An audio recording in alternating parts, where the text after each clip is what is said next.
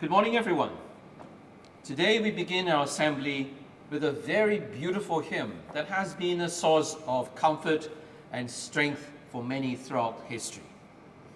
Be still, for the presence of the Lord, the Holy One, is here. Be still, because God is here. It is a powerful invitation to appreciate the greatness of God. The phrase "be still" can mean many things.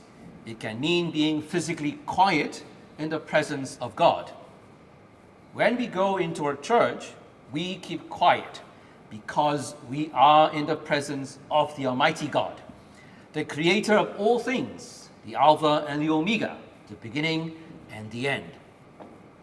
Likewise, we also want you to keep quiet when you enter the school hall for the morning assembly, because we want to treat it as a worship service, a time at the beginning of the day when we listen to the Word of God, sing hymns to praise Him, and talk with God about our worries through our prayers. Be still can also mean being calm and relying on God even in the face of adversity. Remember the story of Jesus calming the storm. One day, Jesus and his disciples were traveling on a boat across the Sea of Galilee.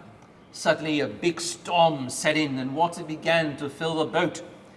Jesus was asleep at that time. The disciples, despite their fishermen's training, frantically woke Jesus up, telling him that they were in a dire situation. Jesus stood up and said, "Be still." The wave and storm both stopped.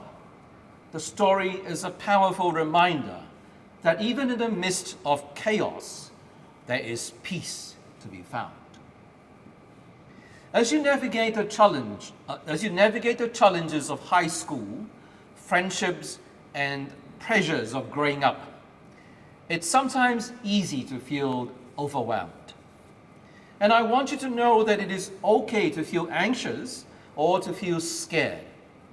We all know that it is important to remain positive and develop a growth mindset, believing that you can overcome obstacles, that you can learn and grow from your mistakes.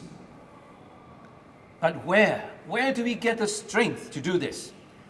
To keep going despite difficulties and setbacks? When life throws obstacles our way, how can we push through tough times and not give up when things get hard? We all know the spirit is willing, but the flesh is weak. This is where God fits into the picture. Psalms 46 verse 10 tells us, "Be still and know that I am God."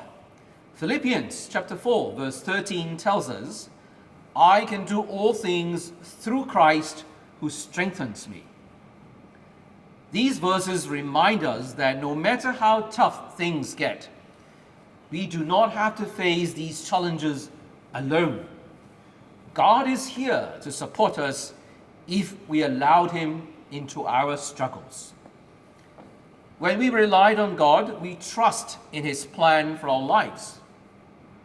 Jeremiah chapter 29 verse 11 assures us, "For I know the plans I have for you, declares the Lord, plans to prosper you and not to harm you, plans to give you hope and a future." When we face uncertainties in life, trusting in God's wisdom allows us to gain a sense of purpose and direction. This foundation gives us the courage to keep going when the goings get tough. Moreover, relying on God fills us with hope.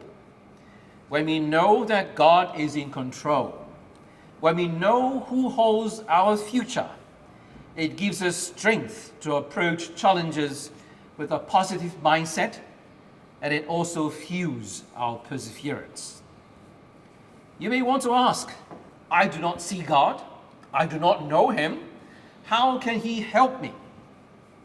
God works through different things, and His ways are sometimes beyond our imaginations and comprehension. When you pray to Him, And when you invite him to come to your struggles, God will support you through your friends, your peers, mentors, teachers, parents, from whom you seek advice and guidance. God will speak to you through the Bible, the hymns that you sing, and the books that you read, and in little things that happened in life. In the same way, God may also use you as a conduit to provide care, comfort, and support to those who are in need around you.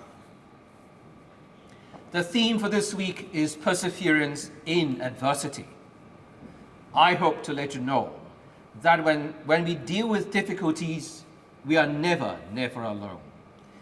Perseverance has to do with willpower and determination, but it is also our reliance on God that helps to fuel such perseverance. By relying on God and persevering through challenges, you will find strength to overcome many obstacles that come your way. That is also why the fear of the Lord is the beginning of wisdom. If we respect God and acknowledge him in all that we do, if we learn to rely on him rather than on ourselves, it is the beginning of wisdom.